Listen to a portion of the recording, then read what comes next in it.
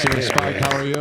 How you doing? It's great to be back on your show. Thank you, Spike Lee. That means a lot. Great to see you. How are you been, man? Great, great, great. We have people love the film, Congrats on that. and Yankees turned it around. Yes, indeed. I got to tell you, I'll be honest with you. Highest to lowest being an excellent film with you directing it, and Denzel and Jeffrey Wright, who's a frequent guest of this program, big Washington Commanders fan.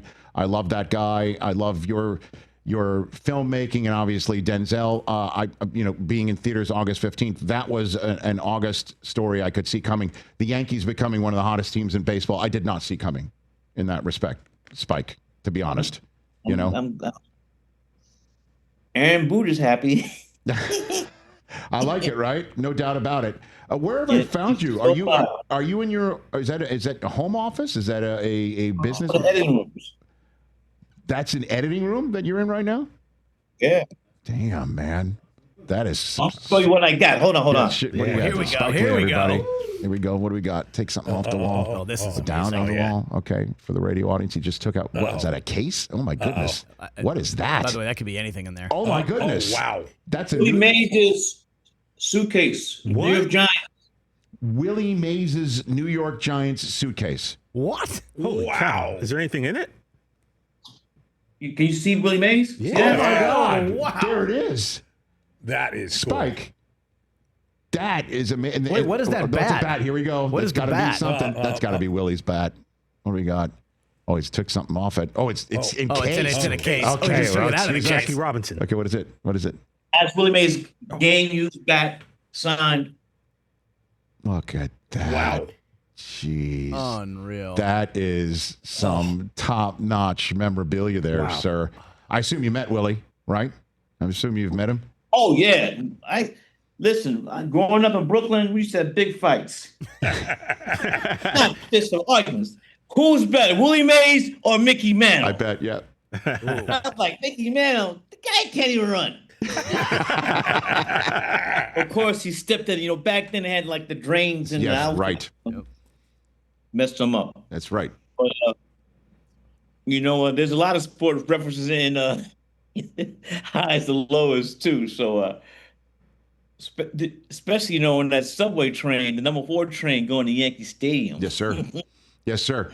I'm more of a D train guy. That's the way I get to the stadium, and I love taking the subway to the stadium. I just love doing it. It takes 15 minutes, and it's so great. And it's kind What of. stop you get on that? I've been getting on the last 2 times right around Columbus Circle. Just hop on there in about five stops. You're right there in 10, 15 minutes.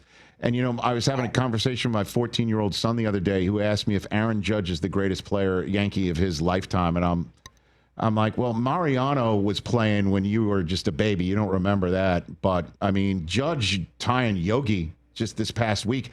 The last time the Yankees top 5 list for best home run hitters in the history of the franchise, it's been over 60 years since that list changed.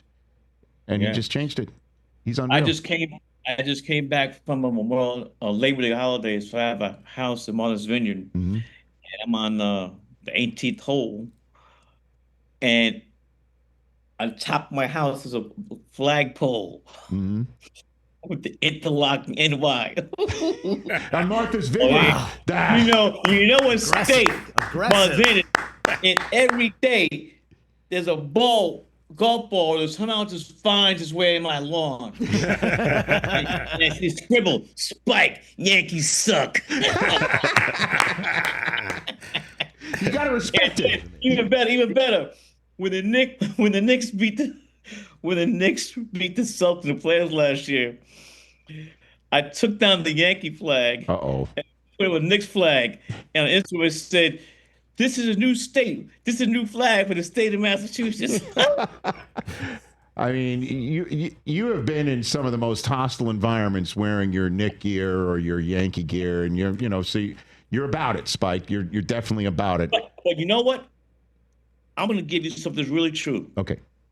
I have respect for the Red Sox. You know why? Why is that? They asked me to throw out the first pitch in Fenway Park. And I thought they They got me mixed in with somebody else. I said, no, like, we want you. And I was wearing the Derek Jeter road jersey number 2, Jeter. I said, what you wear? They said, forget that. We want you to throw the first pitch. Were they? The Yankees never asked me to do that. Were they exploding baseballs? I mean, were like, you know what I mean? Oh, Like, I threw it right over the plate too. there you go. Awesome. Even the Yankees asked me now, I can't do it because my arm's shot. Spike Lee What? here on the Love Rich the Eisen Red Show. Sox. I love it. They asked me to do it. I thought they were on crack or something. Oh, highest to lowest in theaters nationwide right now and available streaming this Friday, starting this Friday on Apple TV. It is your 5th collaboration with Denzel since Inside Man in 2006. What is it like to direct Denzel Washington, Spike Lee? Well, let me ask you a question. Okay. How did Phil Jackson direct my brother, born in Brooklyn, New York? Michael Jordan. It's like you. How did Coach Jackson coach? He let Mike do what he wanted to do, right? Yes. That's the closest comparison I can come to directing. And I know I'm getting a lot of flack for saying this, this whole tour, but to me, Denzel Washington is the greatest living actor. And I'm not trying to start no LeBron. That's right. I'm tired of that. But it's a blessing to work with Denzel. And here's the thing. Denzel and I both did not know Inside Man was 19 years ago. Mm-hmm. Amazing. Didn't notice it, huh? He didn't know it. I didn't know. 2 journalists pointed it out. We never skipped a beat. So, I mean, from Mo Better Blues, Malcolm X, He Got Game, Inside Man, and now Highest to Lowest. It's blessing after blessing. Another thing that's important is that our families have grown closer to our wives, our children. So I always say the Washington Lees. That's Washington Lees. I like it. Because I know you said you don't want to start like a LeBron Jordan thing, but Denzel. I'm so sick of that. I'm tired of that. I'm tired of it. What's the point? And then you guys, you sports guys on TV and sports radio. I mean, growing up, we didn't have that, but sports radio is really just has helped add octane. Yes, sir. To the discussion. Well, I mean, and again, I not to go down that road, I was just going to point out again that Denzel was Denzel when Jordan was Jordan, and Denzel is Denzel when LeBron is LeBron. He's in a profession where he's able to span both eras and be Denzel. You know what I mean? Like that's where I was going because we all know, LeBron is. I'm not mad about that. I'm not mad about that. Right. Exactly. Thank you. And because LeBron is 40 with 40,000 points, and Jordan has all those championships, and again though, there are different times and different eras and things of that nature. But Spike Lee here on the Rich Eisen Show. Next question though. Yes, sir. What do we get arguing over who's the GOAT? What's the purpose of that? Now, you might say I'm old fuddy-duddy, but I don't understand it. In terms of I don't know, maybe if you want to get into it, I mean, maybe it's that my era was better, this era is not. You're born when you're born. That's right. And you dominate who you can dominate. And unfortunately, Ewing and Drexler and Malone and Barkley were born at the wrong time for being in the position. Put Jack in there too? That's right. When Jordan was being Jordan, and Spike Lee. Hey, here's the thing. Yes, sir. When Michael Jordan was born in Cumberland Hospital in Fort Greene, Brooklyn, the same hospital where Mike Tyson was born, and Bernard and Albert King. You're born when you're born. And they were all born in Brooklyn. That's the most important point. Spike, we have a game here called Celebrity True or False, where there are things about your career that we're wondering if are true or not, and we'd love to see if you can. Let's go. So here we've got a great production value to kick it all off. It's the first time we're doing it on our Disney Plus version of the show. Hit it. Go ahead. Hit it. All right, my guys. Celebrity True or False? You can't handle the truth. All right, here we go. By the way, that's Jack Nicholson. Did you ever work with Jack? Did you ever get a chance to work with Jack? Try to work with Jack? It's never happened, Spike? Did not happen. It's one of my favorite actors. This film, if you haven't seen The Last Detail, gosh, absolutely. Halle Ashby. Great film. It is great. With Randy Quaid was in it too back in the day. What an incredible movie. That, by the way, that's a very under talked about Jack Nicholson movie. I agree with you. Great Halle Ashby. First one up for you, Spike Lee, and it is Denzel. True or false? In the father-son one-on-one scene in He Got Game, the script called for Ray Allen to blow out Denzel, but Denzel refused to go along and literally tried to win. True. True story. Did you know that Denzel played JV at Fordham and PJ Carissimo was his coach? I did not know that. PJ Carlissimo coached Denzel Washington. In JV at Fordham. Okay. And so he refused to go along with the script, or you knew he was going to not go along with the script? No one knew. Denzel, he said it many times, so he was like, F that. I'm getting at least one basket. And so here's the thing, though. This is Ray's first film. And so Denzel started doing up some lucky stuff that was going in. And Ray turns to me and says, time out. So he called cut? Cut. He was like, time out. And Ray's looking at me like, Spike, what's up? I'm like, what can I tell you? And after that, Ray was like, Ray said, all right. Then it was over. Because Denzel was like, I cannot be a donut. I can't go back to money on the Mount Vernon, not scored. So here's the thing, though. This is just no BS. This is Denzel's genius. It made that scene and made the movie better. If we had done what had been scripted and Jesus beats his father 11-zip, it would not have been the same. And that's an example of the genius of Denzel Washington. That was not the way they wrote it. And he even told he told nobody in his competitive juices no one kicked knew in. he was gonna say. No one knew. I love it. He was going rogue. And then Ray Allen said, screw it, but and tried it was genius, though. It was genius. Right. And then Ray Allen tried hard, and then Denzel did get bageled after that, or did Denzel... After when Ray saw what's happening, he shut it down. He shut it down. Next one for you, true or false, both Kobe and Allen Iverson turned down the role of Jesus Shuttlesworth. Is that true? Yes. Why did they do that? Well, Kobe, he said, I work out in the summer. Huh. And I just couldn't get a meeting with my brother, AI. So, it worked out. It worked out. Oh, of course it did. But Kobe, so Kobe basically said, that's my training part. I'm not going to, I'm not going to be acting. Huh. He would have been great. Obviously, Ray was phenomenal. AI, yeah, right. We just couldn't get he would have to audition. We just couldn't get it together.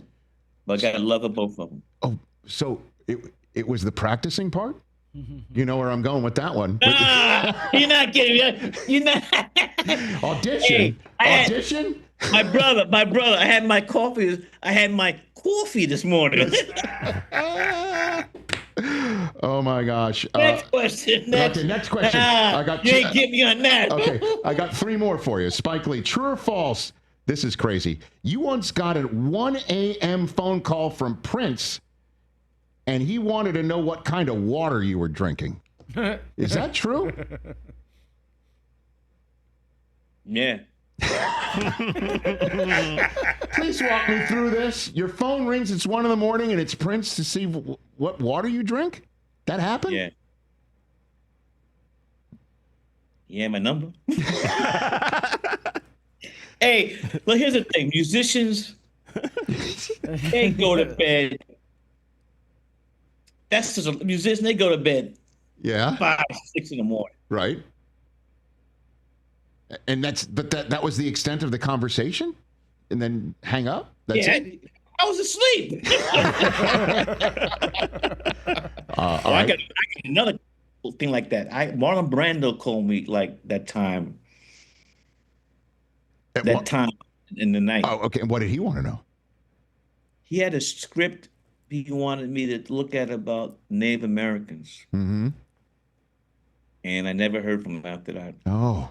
Well, I mean, I guess then the follow-up question is, what kind of water were you drinking at the time? Just flat? Still? What do we got? Sparkling? Anything? Tap. I was drinking. New York City is world renowned as having the best Indeed. tap.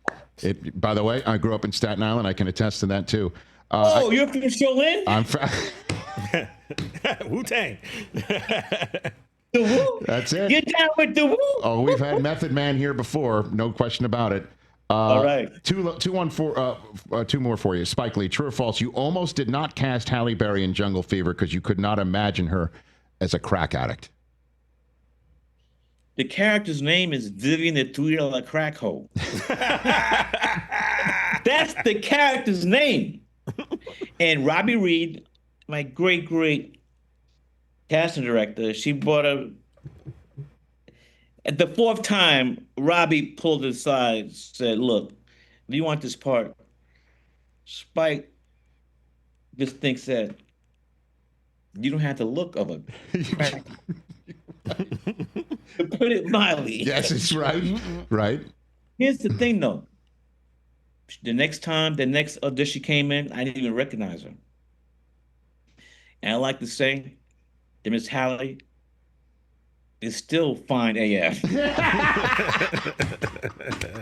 Still today. To this day. But her performance together, one of my favorite scenes I've ever done is in Jungle Fever, where he used the great song by Stevie Wonder, Living for the City, as when Wesley Snipes' character goes to the crack den to find his crack brother, Gator, played by the great Samuel Jackson. Should have won an Oscar for that role. He was nominated. It was my Morehouse brother, Samuel Jackson. But that's the true story about Halle. True. Last one for you, and then I'll let you go on with your day. I really appreciate this fun chat with Spike Lee here on the Rich Eisen Show. True or false? When Nike asked you to play Mars Blackman in the Michael Jordan ads, you thought it was a prank at first. Is that true? Yes. The late,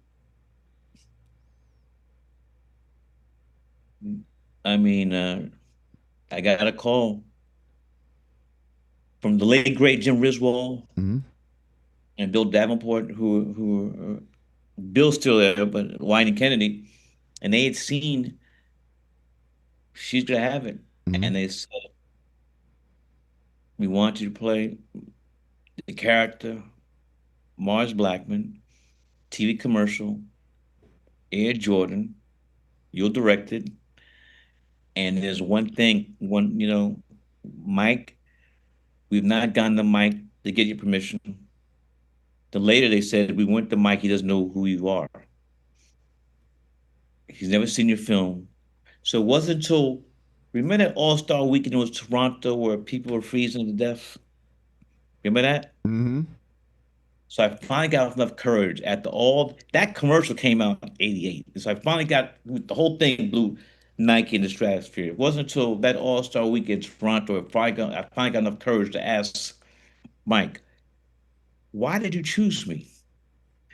And he looked at me and said, "Mother effer, you wearing my shoes."